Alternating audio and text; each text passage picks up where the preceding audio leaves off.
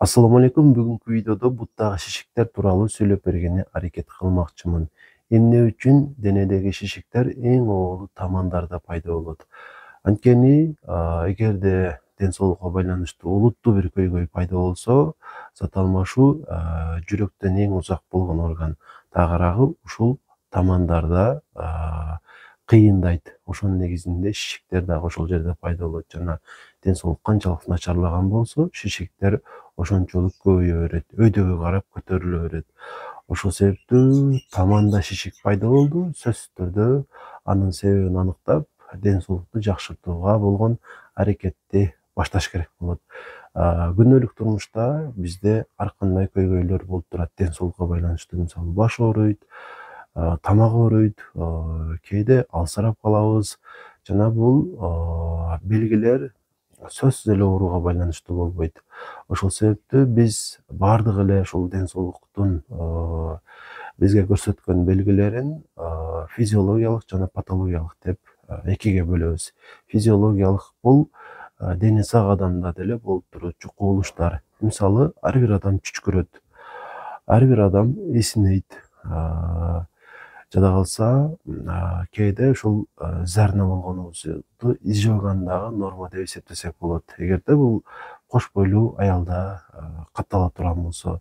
Бирок көпчүлүк эле ушул белгилер көп болуп жаткан болсо, дегеним жок дегенде 5 күндөн ары жана күнүнө бир канча жолу кайталанса, анда муну биз патологияга кошобуз. Ошол сыяктуу эле буттагы шишиктерди дагы биз нормада жана ошондой эле патология учурунда болот деп экиге бөлсөк болот.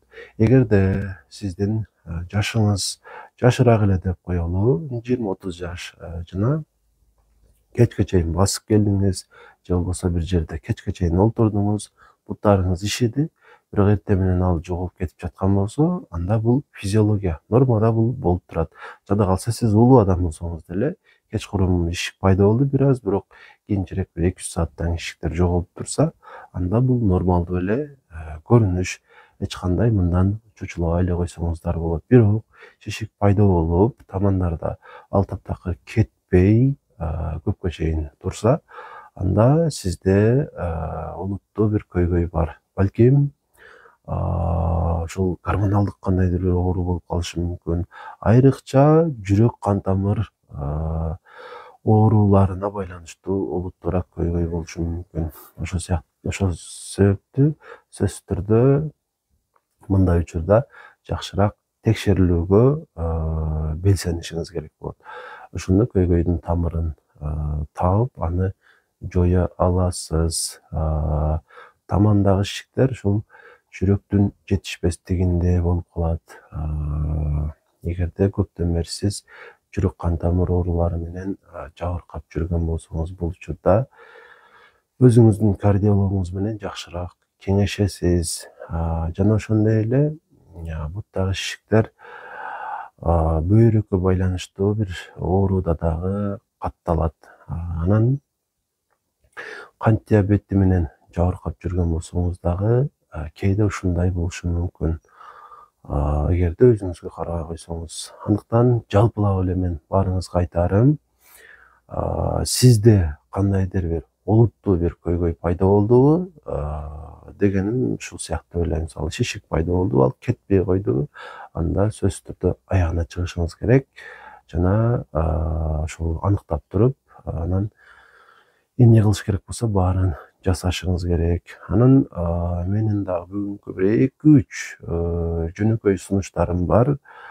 Буттагы шишиктерди кетирүү боюнча буларды аткара турган болсоңуз, балким ошол негизги дарыланууга чоң жардамчы болуп калышы мүмкүн. Ошол себептүү ушуларды дагы аткарып көрүңүздөр.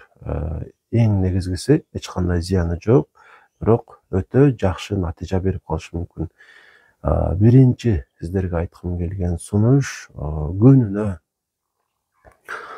бир 10 даана өрүк как жеп турсаңыздар жакшы болот. 10 даана өрүк как. Албетте, бул азыкты ар бириңиздерге эле сунуштай бербейм. Буттагы шишиктери бар. Мисалы, бөйрөгүндө олуттуу бир көйгөй бар адамдарга таптакыр эле болбойт. диабетиктерге дагы болбой калат. Эгер сизде кан басым оорусу бар деп коелу, же болбосо таптакыр эле оору жок, бирок таманда шишиктер бар болсо, анда ушуну аткарып көрсөңүздөр болот. Жок дегенде 10 күн катары менен күнүнө 10дон өрүк как жеп турасыздар. Эч кандай зыяны жок, тескерисинче пайдасы өтө зор болот. Экинчи сунушум бул дагы өтө натыйжалуу, өтө пайдалуу. Азыркы учурда ушул актуалдуу болгон көйгөйлөрдүн бири бул ашыкча салмак. Ошого дагы жакшы жардам берет. Алма уксузун 1 аш кашыктан ар күнү ичип турасыздар. Күндүн кайсы учурунда ичишиңиздер маанилүү эмес. Балким жарым стакан же андан көбүрөөк сууга кошуп ичсеңиздер болот. Ач карын, ток карын айырмасы жок. Негизгиси үзгүлтүксүз ар күнү ичиш керек. Бул мен сиздерге айткым келген эң маанилүү 2 сунуш болду. Мындан сырткары ар күнү жок дегенде жарым саат күндө болгон аракет кылыңыздар. Албетте күндө олтуруңуздар деп айтпайм. Күндө басыш керек. Анан дагы ушул шишикти кетирүүгө жакшы жардам бере ала турган сунуш кыймыл аракет, көбүрөөк басуу. Анткени бутта да ушундай бир клапандар бар. Алар канчалык көп иштесе, жүрөккө ошончолук жакшы жардам берет. Зат алмашуу дагы жакшырат. Өтө ашыкча эмес, бирок көбүрөөк басууга аракет кыла бериңиздер. Анан кечкурун үйдө болгондо, жаткан учурда ушул буттарды дубалга асып жатыш керек. Өтө вертикал кылыңыздар деп айтпайм, бир аз ушул бийигирээк кылып буттарды асып, анан ошол буттарды ушундай кылып ойнотуш керек. Көнөгө кылып жасаш керек. Ушул дагы буттагы шишиктерди жакшы кетиргенге жардам бере алат. Албетте бул сунуштарды айрымдарыңыздар билсеңиздер керек. Билбегендер үчүн бул жакшы маалымат болсун, аткарууга киришсеңиздер жакшы болот. Анан азыркы учурда ошол пациенттер менен болгон маекти көбүнчө эле бир даттанууну угуп калып жатам. Бул алсыроо, ишке болгон жөндөмдүүлүктүн төмөндөшү. Өтө көп себептерден улам адам алсырашы мүмкүн. Ошондуктан дал ушул нерсе сизди алсыроого алып келди деп көрсөтө албайм. Биздин өлкөдө анемия өтө кенен таркалган оору. Ушул аз кандуулуктагы алсыроого чоң түрткү берет. Андыктан гемоглобинди, ферритинди, ушул железаны текшерип коюш керек болот. Эгерде ушуларда жетишсиздик болсо дагы көбүнчө алсырап каласыздар. Сөзсүз түрдө анемия бар жок экендигин аныктаңыздар, бар болсо дарылаңыздар. Анан өнөкөт оорулар, ашказандын өнөкөт оорусу, боордун, бөйрөктүн, деги эле сизде кандай өнөкөт оору бар болсо, ошонун баары сизди алсыратат. Уйкунун жетишсиздиги дагы сизди алсыратат. Жана өтө маанилүү болгон дагы бир себеп бул жашоого болгон оң көз караштын аз экендигинде. Башкача айтканда, сизде кандайдыр бир мотивация жок, алдыда күтүп турган өтө жакшы бир нерсе жок. Ошол нерсени мен табышты ар бир адамга сунуштайт элем. Бүгүн сиздерге айткым келген бардык ушул маалыматтарды жеткирдим. Аткарчу болсоңуздар, албетте аз болсо дагы натыйжа болот. Ден соолугуңуздар жакшырат. Акырында ошол ден соолукту жакшыртуу ар бир адамдын өзүнүн гана колунан келерин эстетким келет.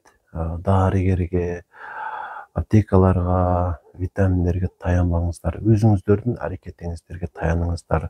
Албетте Кудайдан бир жакшы бир ден соолукту телешим менен биргеликте.